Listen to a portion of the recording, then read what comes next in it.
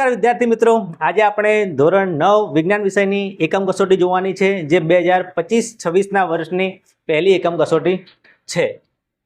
જુઓ તો આ એકમ કસોટી 4 વિભાગમાં હશે। એમાં જે પહેલો વિભાગ છે એ 7 ગુણનો હશે, બીજો વિભાગ 6 ગુણનો, ત્રીજો વિભાગ 6 ગુણનો અને સેક્શન ડી ચોથો વિભાગ 6 ગુણનો, એમ આ એકમ કસોટી 25 ગુણની રહેશે। ચલો હવે એના પ્રશ્નો જોઈ લઈએ। સેક્શન એ એના પ્રશ્નો આ પ્રમાણે છે, તો ચાલો જોઈએ પ્રથમ પ્રશ્ન। નીચેનામાંથી કયું કાર્બન ડાયોક્સાઇડનું ઘન સ્વરૂપ કહેવાય છે? ઓપ્શન એ વાયુ, બરફ, સૂકો બરફ કે પ્રવાહી CO2। કાર્બન ડાયોક્સાઇડ જે વાયુ હોય એને ઘન સ્વરૂપમાં ફેરવવામાં આવે તો એ કયા સ્વરૂપમાં ઓળખાય છે? એનો સાચો જવાબ આવશે સૂકો બરફ, યાદ રાખજો। વેગનો એકમ કયો છે? Kilogram metre second, kilogram metre second, kilogram metre સેકન્ડની 2 ઘાત અથવા મીટર પ્રતિ સેકન્ડ। દોસ્તો વેગનો એકમ પૂછ્યો છે તો વેગનો એકમ શું આવશે? મીટર પ્રતિ સેકન્ડ, જેને મીટર ઇન્ટુ સેકન્ડ ઇનવર્સ એવું પણ કહેવાય, અથવા એને મીટર પ્રતિ સેકન્ડ એવું કહેવું હોય તો એવું પણ કહેવાય। એ વેગનો એકમ છે। ચલો ત્રીજો પ્રશ્ન। ખાલી જગ્યા પ્રકારની મધમાખી ઇટાલીની છે। એમાં 4 ઓપ્શન આપેલા છે આપણને: એપિસ મેલિફેરા, એપિસ ફ્લોરી, એપિસ ડોર્સાટા, એપિસ સેરેના ઇન્ડિકા। તો ઇટાલીની મધમાખી કઈ આવશે? એપિસ મેલિફેરા। કઈ આવશે? એપિસ મેલિફેરા। કઈ કોષીય અંગિકાને પોતાનું આગવું ડીએનએ હોય છે અથવા આગવું ડીએનએ ધરાવે છે? કણાભસૂત્ર, લાઇસોઝોમ, રસદાની કે રિબોઝોમ? એક એવી અંગિકા છે કે જે પોતે અલગ ડીએનએ ધરાવે છે। કણાભસૂત્ર, લાઇસોઝોમ, રસદાની કે રિબોઝોમ? કયું આવશે? તો એનો જવાબ આવશે કણાભસૂત્ર। શું જવાબ આવશે? કણાભસૂત્ર એવી અંગિકા છે કે જે પોતાનું આગવું ડીએનએ ધરાવે છે। ચલો એના પછી 5મો પ્રશ્ન છે। દ્રાવ્ય ઘન હોય અને દ્રાવક પણ ઘન હોય, બંને ઘન હોય તેવા સમાંગ મિશ્રણને ઓળખો। એવું કયું સમાંગ મિશ્રણ છે જેમાં દ્રાવક પણ ઘન હોય અને એમાં ઓગાળેલો દ્રાવ્ય પણ ઘન હોય? સોડા વોટર, પિત્તળ, સાબુ કે માટી? તો જવાબ આવશે પિત્તળ। તમને લાગશે કે પિત્તળ કેવી રીતે જવાબ હોઈ શકે? પિત્તળ છે એ ઝીંક અને કોપર એ બંનેનું મિશ્રણ છે, જેમાં 70% કોપર હોય છે અને 30% ઝીંક હોય છે, બરાબર? એટલે એ એક ધાતુ નથી, પિત્તળ એ 2 ધાતુઓનું મિશ્રણ છે, જેમાં ઝીંક છે એ પણ ધાતુ ઘન છે અને કોપર છે એ પણ ધાતુ ઘન છે। એટલે બંને ઘન હોય એવું સમાંગ મિશ્રણ કયું કહેવાશે? પિત્તળ। એવું જરૂરી નહીં કે કોઈ મિશ્રણ હોય એ પ્રવાહી સ્વરૂપે હોય, ના, આ ઘન દ્રાવણ કહેવાય, જેમાં દ્રાવક પણ ઘન હોય ને દ્રાવ્ય પણ ઘન હોય। ચલો હવે ખાલી જગ્યા। ગોખરું તથા ગાજર ઘાસ એ ખાલી જગ્યાના ઉદાહરણ છે। પાક, ખાતર કે નીંદણ? શું જવાબ આવશે આની અંદર? ગોખરું અને ગાજર ઘાસ શું છે? નીંદણ છે, ખેતરમાં ઉગતી નકામી વનસ્પતિ। ચલો ઓડોમીટર। ઓડોમીટર એ ખાલી જગ્યા રાશિનું માપન કરે છે। ઓડોમીટર હોય એ શેનું માપન કરે? અંતરનું, સ્થાનાંતરનું કે ઝડપનું? જેમ બાઇક કારની અંદર સ્પીડોમીટર આપેલું હોય, સ્પીડોમીટર એ ઝડપનું માપન કરે છે, અહીંયા સ્પીડોમીટર નહીં, અહીંયા ઓડોમીટર છે। ઓડોમીટર પણ બાઇકમાં આપેલું હોય, કારમાં આપેલું હોય, એ શેનું માપન કરશે? કે તમે કેટલા અંતર કાપ્યું, ક્યાંથી ક્યાં સુધી ગયા, કેટલું ફર્યા, એટલે શું જવાબ આવશે? અંતર। એ સ્થાનાંતર બતાવતું નથી, યાદ રાખજો। કોઈ એક જગ્યાએથી તમે બીજી જગ્યાએ ગયા, બરાબર, અને પાછા અહીં ઘૂમીને આવ્યા તો સ્થાનાંતર 0 થયું, પણ કુલ અંતર એને કાપેલું છે એ કુલ અંતર ઓડોમીટરની અંદર બતાવશે। એટલે ઓડોમીટર શેનું માપન કરે છે? અંતરનું માપન કરે છે। 8મો પ્રશ્ન। કોષની પાચન કોથળીને ખાલી જગ્યા કહેવામાં આવે છે। કોષની અંદર એક અંગિકા એવી આવશે કે જે એ આખા કોષનું પાચન કરી દેશે, આખા કોષને નાશ કરી દેશે। લાઇસોઝોમ, રંજક કણો કે અંતઃકોષ રસજાળ? એને આત્મઘાતી કોથળી પણ કહેવાય છે। એ કઈ છે? લાઇસોઝોમ। ચલો હવે આગળ। એક વાતાવરણ દબાણે પાણીનું ઉત્કલન બિંદુ ખાલી જગ્યા છે, એક વાતાવરણ દબાણે પાણીનું ઉત્કલન બિંદુ કેટલું હોય? 100 ડિગ્રી સેલ્સિયસ હોય, 10 ડિગ્રી સેલ્સિયસ હોય કે 0 ડિગ્રી સેલ્સિયસ હોય? ઉત્કલન બિંદુ કેટલું હોય પાણીનું? કેટલું હોય? 100 ડિગ્રી સેલ્સિયસ હોય. આપણે બધા જાણીએ છીએ, બરાબર. ચલો આગળ. કદનો એકમ કયો? કોઈ વસ્તુનું કદ માપવું હોય તો શેની અંદર મપાય? મીટરમાં, ચોરસ મીટરમાં કે ઘન મીટરમાં? બોલો. કદ માપવાની વાત છે. કદ, વોલ્યુમ. વોલ્યુમ કયા એકમમાં મપાય? મીટરમાં, ચોરસ મીટરમાં કે ઘન મીટરમાં? મીટરમાં તો શું મપાય? મીટરમાં અંતર મપાય. મીટરમાં શું મપાય? અંતર. કે ભાઈ એક જગ્યાએથી બીજી જગ્યા વચ્ચેનું અંતર કેટલું છે એ અંતર મીટરમાં મપાય. ચોરસ મીટરમાં શું મપાય? ચોરસ મીટરની અંદર એમાં તો ક્ષેત્રફળ મપાય. શું મપાય? ક્ષેત્રફળ મપાય. તો જવાબ શું વધ્યો? ઘન મીટર. કે તમારે કદ માપવું હોય તો ઘન મીટરમાં માપવું પડે. કોઈ ઘન વસ્તુ હોય તો. જો પ્રવાહી વસ્તુ હોય તો લીટરમાં માપવું પડે કદ. ચલો હવે ખરા ખોટા જોઈએ. 11મો પ્રશ્ન. પ્રવાહીનો આકાર ચોક્કસ હોય છે, ખરું કે ખોટું? પ્રવાહીનો આકાર ચોક્કસ હોતો નથી, એટલે શું થશે? ખોટું. ચલો 12મો પ્રશ્ન. પદાર્થ સ્થિર અવસ્થામાં હોય ત્યારે તેનું વેગમાન મહત્તમ હોય છે. વેગમાન એટલે વેગ અને દળનો ગુણાકાર, એને વેગમાન કહેવાય. હવે પદાર્થ સ્થિર અવસ્થામાં હોય તો વેગ કેટલો થાય? 0 થાય. વેગ 0 થાય તો વેગમાન કેવું થાય? 0 થાય, 0 થાય. તો વેગમાન તો મહત્તમ કદી થાય નહીં, એટલે આ પણ કેવું છે? ખોટું છે. કે ભાઈ સ્થિર અવસ્થામાં પદાર્થનું વેગમાન મહત્તમ હોતું નથી, આ ખોટું છે. ચલો. આદિ કોષ કેન્દ્રીય કોષ સારી રીતે વ્યાખ્યાયિત કોષ કેન્દ્ર ધરાવે છે. આદિ. આદિ એટલે કેવું? પ્રાચીન, જૂનું. તો એનું કોષ કેન્દ્ર કેવું હોય? સારી રીતે વિકસેલું હોય? ના, આદિ કોષ કેન્દ્રીય કોષનું કોષ કેન્દ્ર સારી રીતે વિકસેલું હોતું નથી, એટલે આ પણ કેવું આવશે? વિધાન ખોટું આવશે. ચલો 14મો પ્રશ્ન. ઝીંગા તથા મુસ્સલ એક કવચીય માછલીઓ છે. ઝીંગા અને મુસ્સલ એક કવચીય માછલીઓ છે, ખરું કે ખોટું? તો ઝીંગા હોય તો ઝીંગાના ઉપર પણ કવચ આવેલું હોય, તો આ પણ ખોટું નહીં પણ ખરું છે. ચલો. ઘન પદાર્થોનું પ્રસરણ સૌથી વધુ છે. ઘન પદાર્થનું પ્રસરણ કેવું થાય? વધારે થાય કે ઓછું થાય?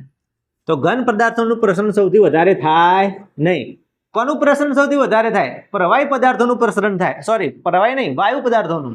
કારણ કે આપણે જાણીએ છીએ કે જેમ કે આપણે એક ઓરડાની અંદર એક અગરબત્તી સળગાવીએ અને અગરબત્તી સળગાવીએ એક ઓરડાની અંદર, તો એનો ધુમાડો બીજી જગ્યાએ ફટાફટ પહોંચી જશે, બરાબર.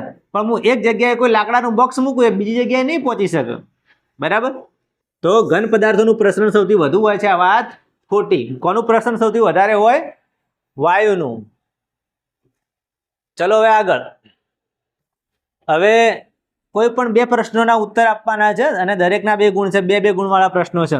ચલો. ગલન બિંદુ અને ઉત્કલન બિંદુ વચ્ચેના તફાવતના 2 મુદ્દા આપો. તો ગલન બિંદુ એટલે કોને કહેવાય? ઉત્કલન બિંદુ કોને કહેવાય? 2 તફાવતના મુદ્દા આપવાના છે. તો પહેલા મુદ્દામાં તો વ્યાખ્યા લખવાની કે ગલન બિંદુ એટલે શું?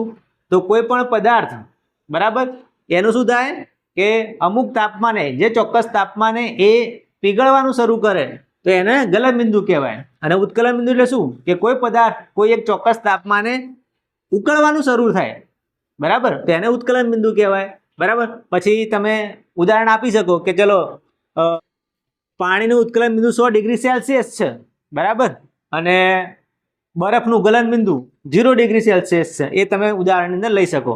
ચલો. બીજો પ્રશ્ન. દ્રવ્યના કણોની કોઈ પણ 2 લાક્ષણિકતા જણાવો. તો તમે લખી શકો કે દ્રવ્યના કણો કેવા હોય? અતિ સૂક્ષ્મ હોય. એના કણો વચ્ચે ખાલી સ્થાન કે અવકાશ આવેલો હોય છે, બરાબર. એ 3 લાક્ષણિકતા આપણી બુકમાં આલેલી છે, તમારે 2 જ લખવાની છે. તો તફાવત આપો હરિતકણ અને કણાભ સૂત્ર. તો આમાં તમારે કયો મુદ્દો લખવાનો?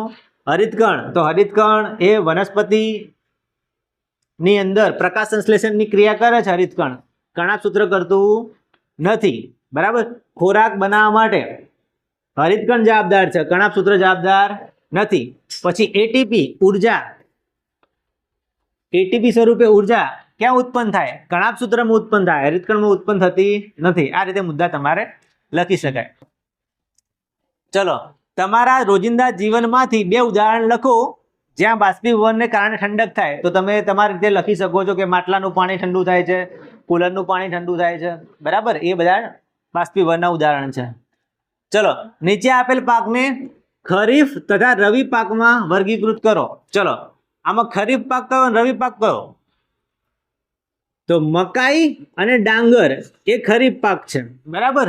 અને ઘઉં અને ચણા કેવા પાક છે? રવિ પાક છે. ચલો, હવે આ શીખી લેજો, બધું તમારે શીખવાની જ વસ્તુ છે. 72 કિલોમીટર પ્રતિ કલાક ને મીટર પ્રતિ સેકન્ડમાં રૂપાંતરિત કરો. તો કેવી રીતે કરવાનું કે ભાઈ 72 છે, બરાબર. હવે કિલોમીટર, હવે 1 કિલોમીટરની અંદર મીટર કેટલા હોય? 1000 હોય. તો તમારે કેટલા વડે ગુણવાના? 1000 વડે. ભાગ્યા 1 કલાક. 1 કલાકમાં કેટલા સેકન્ડ હોય? 60 ના હોય, 3600 હોય. 1 કલાકમાં મિનિટ 60 હોય, પણ તમને સેકન્ડ કીધું છે એટલે કેટલી થશે? 3600. 0 0 ઉડી ગયું, આ 0 0 ઉડી ગયું. 36 દુ 72, 2 ગુણ્યા 10. શું જવાબ આવ્યો? 20 મીટર પ્રતિ સેકન્ડ. આનો જવાબ આવશે 20 મીટર પ્રતિ સેકન્ડ. ચલો, તફાવત આપો કમ્પોસ્ટ અને વર્મી કમ્પોસ્ટ. તો આ પણ તમે લખી શકશો કે ભાઈ કમ્પોસ્ટ ખાતરની અંદર આપણે નકામો કચરો, શાકભાજી ને બધું નાખીને પછી આમાંથી કમ્પોસ્ટ ખાતર બનાવીએ છીએ, બરાબર. એની અંદર ને એની અંદર જો અળસિયા ઉમેરી દેવામાં આવે તો એને વર્મી કમ્પોસ્ટ ખાતર કહેવાય, બરાબર. પછી બંનેના ફાયદા લખી કાઢવાના, બરાબર. પછી પેલા અંદર અળસિયાનો ઉપયોગ થાય છે, આ વધારે ફળદ્રુપ હોય વર્મી કમ્પોસ્ટ ખાતર કરતા, એવું લખી શકાય. નિયમિત ગતિ અને અનિયમિત ગતિ કોને કહેવાય? તો જ્યારે કોઈ ગતિની અંદર કોઈ પદાર્થ હોય એ સમાન સમયગાળાની અંદર સમાન અંતર કાપે, સમાન સમયગાળાની અંદર સરખું અંતર કાપે તો નિયમિત ગતિ, અને સમાન સમયગાળામાં જુદું અંતર કાપે તો અનિયમિત ગતિ કહેવાય. પછી તમારે એને એક એક ઉદાહરણ લખી દેવાના. ચલો, એક તત્વ રણકાર ઉત્પન્ન કરે છે અને ખૂબ જ તણાવપણું ધરાવે છે. તમે આ તત્વને કયા વિભાગમાં વર્ગીકૃત કરશો? અને આ તત્વના બીજા કયા ગુણધર્મો ધરાવતા હશે? તો એવું શું છે કે જે રણકાર ઉત્પન્ન કરે અને તણાવપણું પણ ધરાવે? એનો વિભાગ કયો આવશે? તો આપણે એને કહી શકીએ કે એ ધાતુ હશે. શું હશે? ધાતુ હશે. ધાતુ અધાતુ સંયોજનોમાંથી શું આવશે? આમાં ધાતુ આવશે. ધાતુ હોય એ જ રણકાર અને તણાવ ઉત્પન્ન કરી શકે. એના બીજા ગુણધર્મો લખો. તો એ વિદ્યુતનું વહન કરે છે, વિદ્યુતનું સુવાહક હોય, પછી ઉષ્માનું સુવાહક હોય, બધું તમે એને લખી શકો. ચલો, તમને પાણીના 2 નમૂના આપવામાં આવ્યા છે, A અને B. એનું 100 ડિગ્રી સેલ્સિયસ તાપમાને ઉકળે છે, નમૂના B નું પાણી 102 ડિગ્રી સેલ્સિયસ તાપમાને ઉકળે છે. કયું પાણી 0 ડિગ્રી સેલ્સિયસ તાપમાને ઠરીને બરફ બનશે નહીં? તો જુઓ, એક એનો નમૂનો આપવામાં આવેલો છે, એ 100 ડિગ્રી સેલ્સિયસ તાપમાને ઉકળે છે પાણી, અને બીજો પાણી નમૂનો આપવામાં આવ્યો છે 102 ડિગ્રી સેલ્સિયસ તાપમાને ઉકળે છે. આનો શું મતલબ થયો કે એ પાણી છે એ તો શુદ્ધ છે, કારણ કે શુદ્ધ પાણી તો 100 ડિગ્રી સેલ્સિયસ તાપમાને ઉકળે. પણ બીનો નમૂનો છે એની અંદર કોઈ વસ્તુ મિશ્ર કરેલી હશે, મીઠું, ખાંડ કે કંઈ નાખેલું હશે, એટલે એને ઉકળતા વાર લાગે છે, એટલે 102 ડિગ્રી સેલ્સિયસ તાપમાને ઉકળશે, બરાબર. તો 0 ડિગ્રી સેલ્સિયસ તાપમાને કયું બરફ બની જાય? એ વાળું બની જાય, પણ બી વાળું બનશે નહીં. તો આનો જવાબ આવશે, જે નમૂનો બી છે એ 0 ડિગ્રી સેલ્સિયસ તાપમાને ઠરીને બરફ બનશે નહીં, એના કરતાં નીચું તાપમાન જોઈશે.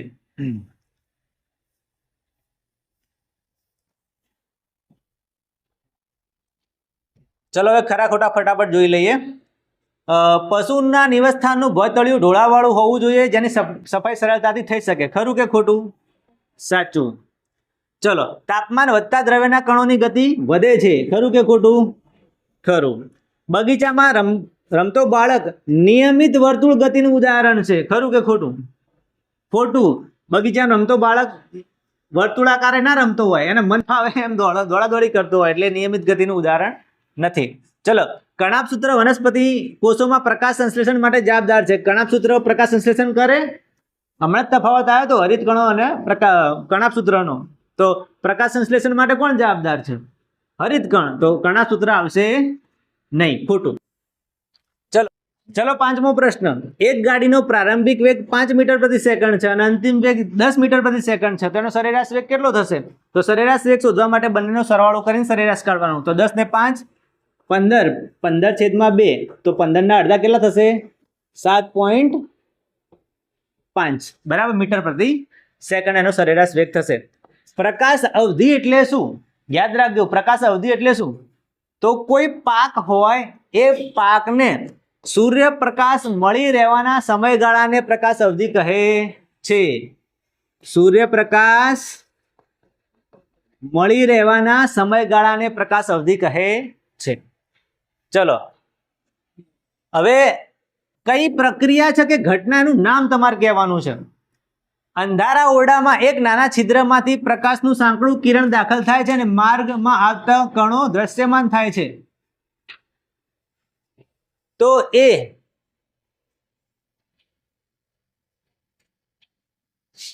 એ કઈ ઘટના હશે? તો જ્યારે કોઈ કાણું હોય, કાણામાંથી પ્રકાશ આવતો હોય અને આ રીતે થતું હોય તો એ ઘટનાને પ્રકાશનું પ્રકિરણન કહેવાય અને એ અસરને ટિન્ડલ અસર કહેવાય. શું કહેવાશે?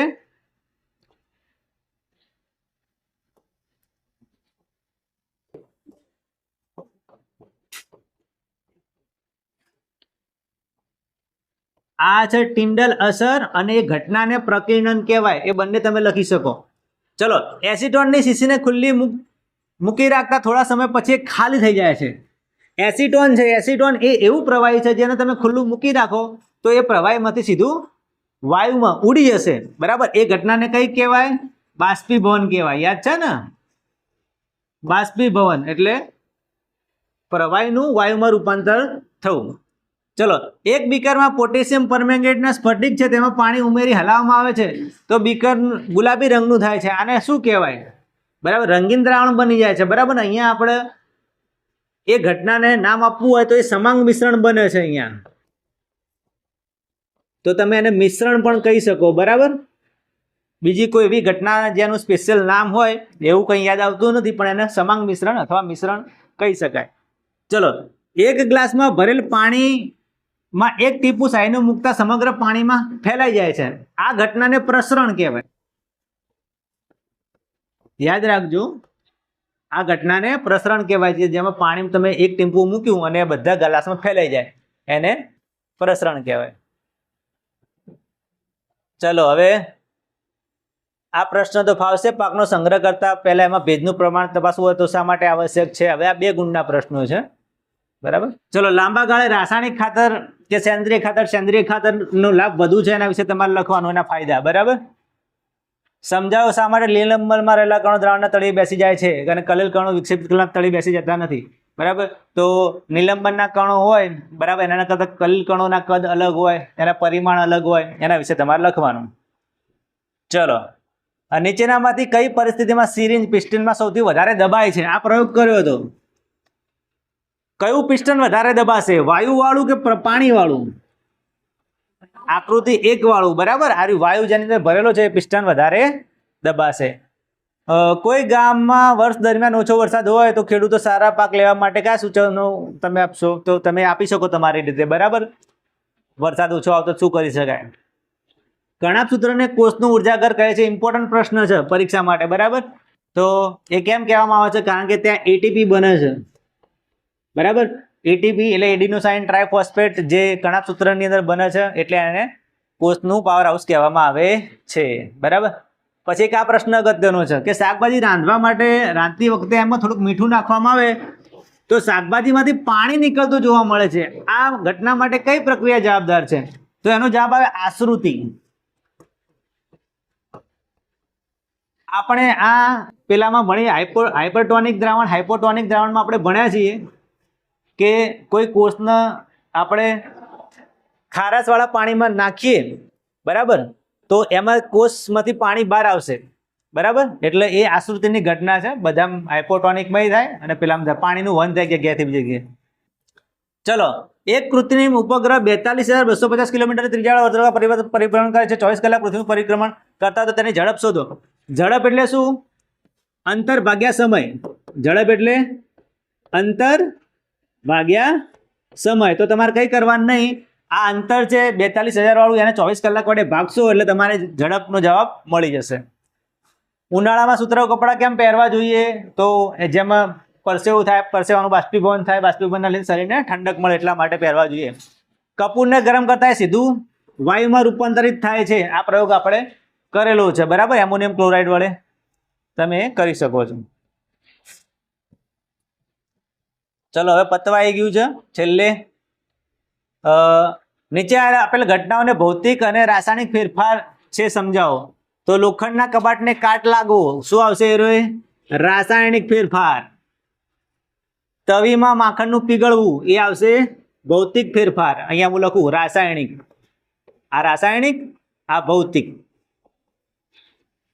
પાણીમાં મીઠું ઓગાળવું, તો એ પણ કયું આવશે? ભૌતિક ફેરફાર. લાકડા કે કાગળનું બળવું કે સળગવું, એ આવશે રાસાયણિક ફેરફાર. પાણીનું વિદ્યુત વિભાજન કરી ઓક્સિજન વાયુ અને હાઇડ્રોજન વાયુમાં વિઘટન કરવું, તો એ આવશે રાસાયણિક ફેરફાર. બરાબર. ચલો છઠ્ઠો પ્રશ્ન આની અંદર, પરિપ્રેક્ષિત કલા ઘન હોય, પ્રવાહી હોય અને પરિપ્રેક્ષણ માધ્યમ ઘન હોય, એનું ઉદાહરણ આપો. તો ચીઝ, માખણ, જેલી ત્રણે આવી જશે, એટલે આપેલ તમામ. એક સ્કૂટર સવાર 30 કિલોમીટર પ્રતિ કલાકની અચળ ઝડપે સુરેખ માર્ગ પર 20 મિનિટ સુધી ગતિ કરે છે, તો કુલ કેટલું અંતર કાપ્યું હશે? આની તમે ગણતરી કરજો. 10 કિલોમીટર પ્રતિ કલાક આવશે. કેવી રીતે? તો 30 કિલોમીટર 1 કલાકની અંદર. 1 કલાક એટલે કેટલા મિનિટ? 60 મિનિટ. 60 મિનિટની અંદર કાપ્યું છે, 30 કિલોમીટર અંતર કાપ્યું છે, તો 20 મિનિટમાં કેટલું અંતર કાપ્યું કહેવાય? તો આ ગુણાકાર કરો. 3 દુના 6 એટલે 600. 600 ભાગ્યા 60, શું જવાબ આવ્યો? 10. એટલે 10 કિલોમીટર કાપશે અંતર. નીંદણ પાકના છોડને કેવી રીતે અસર કરે છે? તો પાકની વૃદ્ધિ પહેલા નાશ કરે છે, વૃદ્ધિને અસર કરે છે. નીંદણને પાકને કારણે મળતા પોષક તત્વોમાં ઘટાડો થાય છે. આવશે ઉપયુક્ત તમામ. ઠંડા પાણીથી ભરેલા ગ્લાસની સપાટીની બહાર ઠંડા બુંદો જામી જાય છે, આમાં ચારેયમાંથી એકે નહીં આવે. ઘનીકરણ, બાષ્પીભવન, ઉત્સર્જન, નિક્ષેપ કંઈ નહીં આવે. આનો સાચો જવાબ આવે સંઘનન.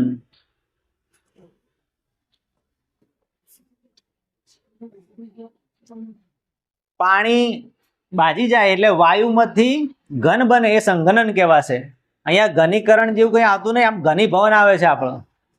ચલો, કઈ અંગિકા ઘણા વિષારી દ્રવ્યો અને દવાઓનો બિનવિષારક કરવામાં નિર્ણાયક ભૂમિકા ભજવે છે? તો આવશે લીસી અંતઃકોષરસ ઝાડ. ચલો, ખરું ખોટું? કાચી કેરી લીલા રંગની હોય છે, પરંતુ પાકી થાય ત્યારે એ કેસરી રંગની બની જાય. આ ભૌતિક ફેરફાર છે, ખરું? જો મિત્રો, આની અંદર ખાસ ધ્યાન આપજો. જો રંગના આધારે આ પૂછ્યું હોય કે લીલા રંગની કેરી પીળા રંગની બને રંગના ફેરફારના આધારે, તો એ ભૌતિક ફેરફાર થશે. પણ ખરેખર એનું કારણ કેવું હોય કે લીલો રંગ છે કેરીની અંદર, તો એની અંદર અલગ રસાયણો હોય, બરાબર, અંદર અલગ પ્રકારના ઉત્સેચકો ઉત્પન્ન થયેલા હોય કેરીની અંદર, અને પછી એમાં પીળો રંગ આવી જાય તો એના માટે અલગ રસાયણો એને ઉત્પન્ન થયેલા હોય. એટલે અંદર જો કેમિકલના આધારે વાત કરો તો રાસાયણિક ફેરફાર છે, રંગના આધારે વાત કરો તો એ ભૌતિક ફેરફાર છે. પદાર્થ સ્થિર અવસ્થામાં હોય ત્યારે તેનું વેગમાન 0 હોય છે, ખરું? ધ્રુવ કરતા વિષુવવૃત્ત પર પદાર્થનું વજન પ્રમાણમાં ઓછું હોય છે, સાચું? ધ્રુવ પર વધારે હોય વજન, બરાબર, કારણ કે કેન્દ્રથી નજીક હોય. દૂધના નમૂનાની શુદ્ધતા માપવા માટે હાઇડ્રોમીટરનો ઉપયોગ થાય છે, ખોટું? લેક્ટોમીટર વપરાશે. પદાર્થને પૃથ્વીની સપાટીથી દૂર લઈ જવામાં આવે તો એના વજનમાં વધારો થાય છે, ખોટું? પૃથ્વીથી દૂર જશો તો ઘટાડો થશે. ચલો, હવે આ તો તમને આવડશે કે ચા બનાવવા તમે શું કરશો? ચા બનાવતા આવડતી જશે તમને. ચલો, પછી આ પ્રશ્ન વાંચી લેજો, એના આધારે તમે સમજી વિચારીને જવાબ આપજો. ઓકે, આ પણ તમારે આલેખ દોરવાનો આવશે આની અંદર. ચલો, દરિયાનું પાણી સમાંગ અને વિસમાંગ મિશ્રણમાં વર્ગીકૃત કરી શકાય છે, સમજાવો, એ તમારી રીતે સમજાવી દેવાનું, બરાબર. ચલો, 5મો પ્રશ્ન. શાળામાં રમત દરમિયાન અદિતિ પડી જાય છે, આથી તેના હાથનો અમુક ભાગ છોલાઈ જાય છે. સાનવી તરત જ તેને પ્રયોગશાળામાં લઈ જાય છે. સાનવીને પ્રયોગશાળામાં આયોડિનનું આલ્કોહોલવાળું દ્રાવણ તૈયાર કરે છે અને અસરગ્રસ્ત વિસ્તાર ઉપર લગાવે છે. અદિતિને દુખાવામાં રાહત થાય છે. તો ચલો, સાનવી દ્વારા તૈયાર કરેલ દ્રાવણનું નામ શું છે? આલ્કોહોલનું આયોડિનમાં દ્રાવણ બનાવેલું, એને શું કહેવાય?